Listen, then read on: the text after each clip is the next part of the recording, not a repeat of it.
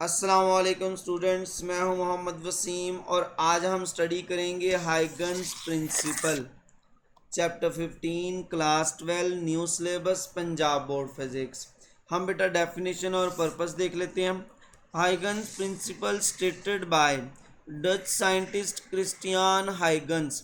अक्सर स्टूडेंट इसे गलत प्रोनाउंस कर देते हैं, वो इसे हाइजन कहते हैं। ओरिजिनली ये क्रिस्टियान हाइगन है। It is a geometrical method used to determine the shape of a wavefront at a later time t from its known shape at an earlier instant। तो अब इसका मतलब क्या है? हाइगन प्रिंसिपल कहता है कि अगर आपके पास इनिशियली सर्कुलर वेव फ्रंट था तो आफ्टर टाइम टी अगर आप सेकेंड वेव फ्रंट फाइंड करना चाहें वो भी सर्कुलर होगा और उसकी जो लोकेशन होगी वो आप मेजर कर सकते हैं यूजिंग हाइगन प्रिंसिपल। तो बेटा यहाँ पर सेकंड डेफिनेशन देखते हैं। हाइगन principle determine the shape and location of new wave front at any instant of time. इसका मतलब जो हाइगन प्रिंसिपल है वो लोकेशन दे सकता है, वो शेप दे सकता है किसकी? न्यू वेव फ्रंट की, at any instant of time. कैसे वो हम देखते हैं। कोर पास्टुलेट इसके फर्स्ट आ जाएगा secondary wavelets. Every point on a given wave front act as a source of secondary wavelet. तो सबसे पहले हम देखते हैं इसका मतलब क्या है। अब कह लें कि ओरिजिनली आपके पास हो सकता है प्लेन वेव फ्रंट मौजूद हो सकता है आपके पास सर्कुलर वेव फ्रंट मौजूद हो। तो मैं बेटा प्लेन वेव फ्रंट ले लेता हूँ। अब इसके ऊपर जितने भी पॉइंट्स हैं वो सारे के सारे as a source of secondary wavelets act कर सकते हैं। जैसा कि यहाँ पर मैंने कुछ पॉइंट्स ले लिए हैं, टोटल 5 पॉइंट्स ले लिए हैं। अब ये 5 के 5 आप जितने मर्जी ले सकते हैं, एन पॉइंट ले सकते हैं, इन्फिनिटी पॉइंट ले सकते हैं। हर पॉइंट हम कहेंगे सोर्स ऑफ सेकेंडरी वेवलेट के तौर पर एक्ट करेगा। कैसे हम कहेंगे? सोर्स ऑफ सेकेंडरी वेवलेट क्या है? सेमी सर्कल है, जो कि आप कह लें कि प्रकार को इन पॉइंट्स पर रख के ड्रा किए जा सकते हैं। तो ये जो सेमी मैं बना रहा हूँ बेटा सर्कल, तो ये बेसिकली क्या कहलाते हैं? सेकेंडरी वेवलेट्स कहलाते हैं। तो अब नया जो वेव फ्रंट होगा वो कैसे ऑब्टेन होगा? वो हम कह देंगे जितने भी सेकेंडरी वेवलेट्स हैं इन तमाम के ऊपर एक टेंजेंट लाइन ड्रा की जाए, तो वो टेंजेंट लाइन जो होगी वो नया वेव फ्रंट कहलाएगा। तो ये तो बेटा मैंने एग्जांपल दी है प्लेन वेव फ्रंट की। जो सर्कुलर वेव फ्रंट है वो बेटा आप देख सकते हैं, ये साइड पर मेंशन है और बुक में भी मेंशन किए गए हैं। ये एक सर्कुलर वेव फ्रंट है, इस पर मुख्तलिफ पॉइंट्स ले लिए हमने। आप चाहें तो ज़्यादा पॉइंट भी ले सकते हैं, यहाँ पर चंद पॉइंट हमने ले लिए। ये चंद पॉइंट जो है इनको हमने as a source of secondary wavelet draw करना है। इसका मतलब क्या है कि इन पॉइंट्स पर प्रकार को रखना है और फिर यहाँ पर सेमी सर्कल ड्रा करने शुरू कर देने हैं। अब ये जो सेमी सर्कल होंगे इनके ऊपर जो टेंजेंट लाइन होगी वो बेसिकली हमारे नया वेव फ्रंट प्रोवाइड करेगी। नेक्स्ट बेटा हम देखते हैं इसमें second point, wave speed. These wavelets spread out in all direction with a speed equal to the speed of propagation of wave, यानी कि v के बराबर होगी। तो हम कहेंगे ये जो सेकेंडरी वेवलेट है ये तमाम डायरेक्शन में स्प्रेड होंगे। किस स्पीड के साथ? Equal to the speed of propagation of wave. जितनी प्रोपगेशन ऑफ वेव की स्पीड होगी, जितनी वेव के गुजरने की स्पीड होगी, उतनी ही बेटा स्पीड के साथ ये सेकेंडरी वेवलेट स्प्रेड होंगे तमाम डायरेक्शन में।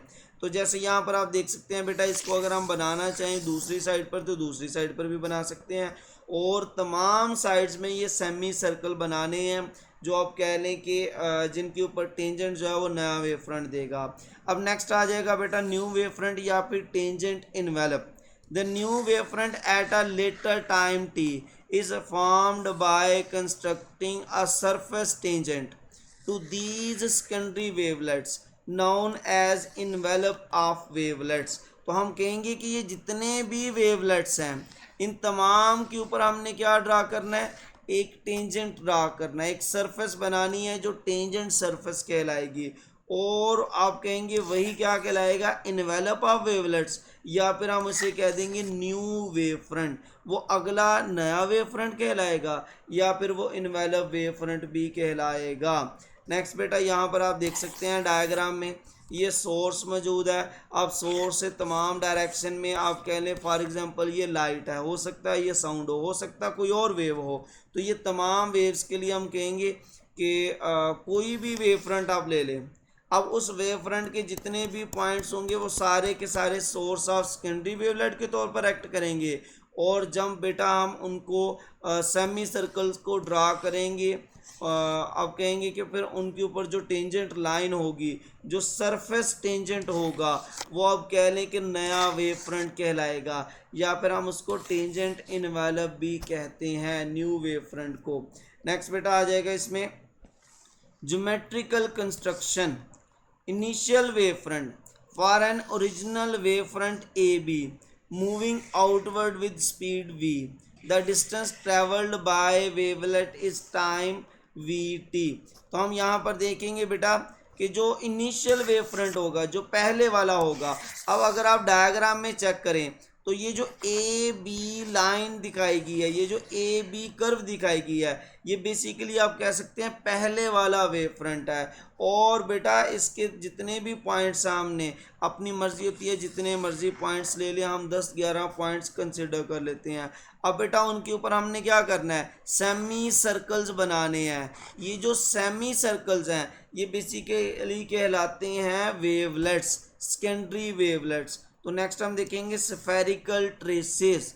स्फेरिकल ट्रेसेस यानी कि circle of radius V T. तो ये जो circle of radius V T है यही बेटा क्या कहलाते हैं, सेकेंडरी वेवलेट्स कहलाते हैं। अब यहाँ पर मैंने रेडियस वी टी क्यों लिया, क्योंकि बेटा इनका जो डिस्टेंस होता है, जो रेडियस होता है, वो S is equal to V T के बराबर होता है। हम कहेंगे जैसे कि बेटा एक वेवलेट से अगले वेवलेट के दरमियान जो डिस्टेंस है वो कितना है, आर है, और उस आर को आप किस फार्मूला से फाइंड कर सकते हैं, S is equal to V T से, क्योंकि इनकी स्पीड कितनी है, ये वी स्पीड के साथ मूव कर रहे हैं। और हम सेकेंड वेव फ्रंट जो फाइंड कर रहे हैं वो कितने टाइम के बाद, टी टाइम के बाद। तो जो डिस्टेंस कवर करेगा वो किसके बराबर होगा, S is equal to V T, यानी कि वही आप कह लें कि रेडियस होगा किसका, सेकेंडरी वेवलेट्स का।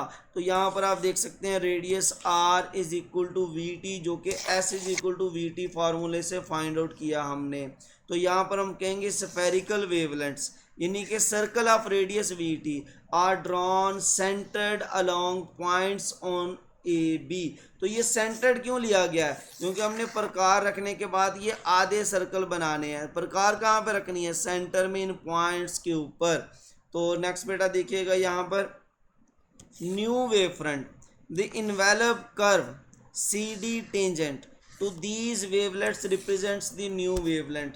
तो हम यहाँ पर कहेंगे बेटा कि ये जो सी डी होगा, अब ये जो बाहर वाला है आप उसको देख सकते हैं कि वो क्या मेंशन है, सी डी। ये सी डी जो लाइन होगी वो आप कह लें कि नया वेव फ्रंट होगा। और ये कैसे बनाएंगे, ये बेटा हम बनाएंगे इन तमाम पुराने जो सेकेंडरी वेवलेट्स हैं उनके ऊपर टेंजेंट के ज़रिए। तो हमने बेटा बेसिकली एक टेंजेंट ड्रा करना है जिसे हम सी डी टेंजेंट कह रहे हैं, जो क्या कहलाएगा, न्यू वेव फ्रंट कहलाएगा।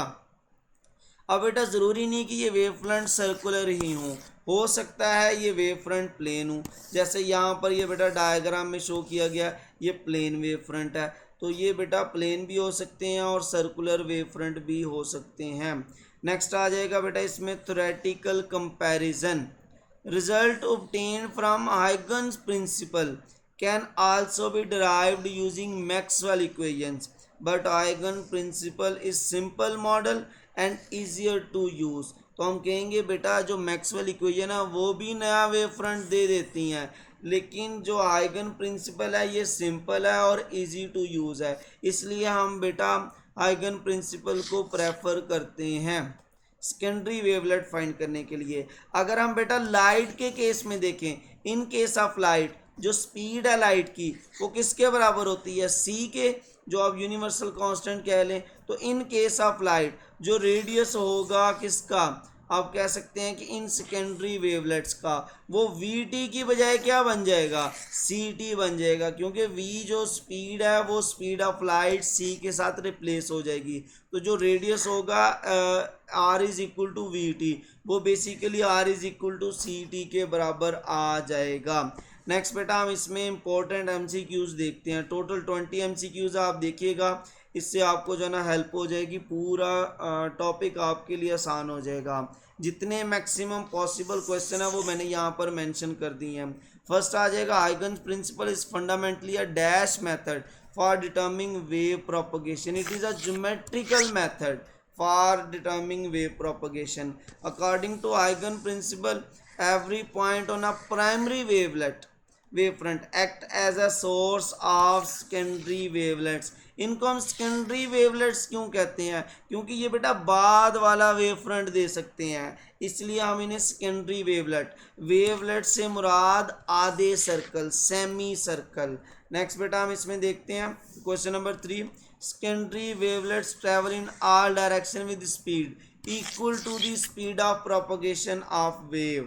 नेक्स्ट आ जाएगा the distance travelled by a secondary wavelet in time t with speed v is given by, जो डिस्टेंस होगा वो s is equal to V T के बराबर आ जाएगा, तो ऑप्शन बी होगा। नेक्स्ट बेटा हम देखेंगे the surface tangent to all secondary wavelets at a time t later time t is called, वो बेटा कहलाएगा envelope of the wavelet. Basically जो सरफेस टेंजेंट है वो बेसिकली न्यू वेव फ्रंट होता है, जिसका नाम हम इन्वेलप ऑफ वेवलेट्स भी कहते हैं। नेक्स्ट बेटा आ जाएगा why does a wave front not travel in backward direction according to Huygens construction.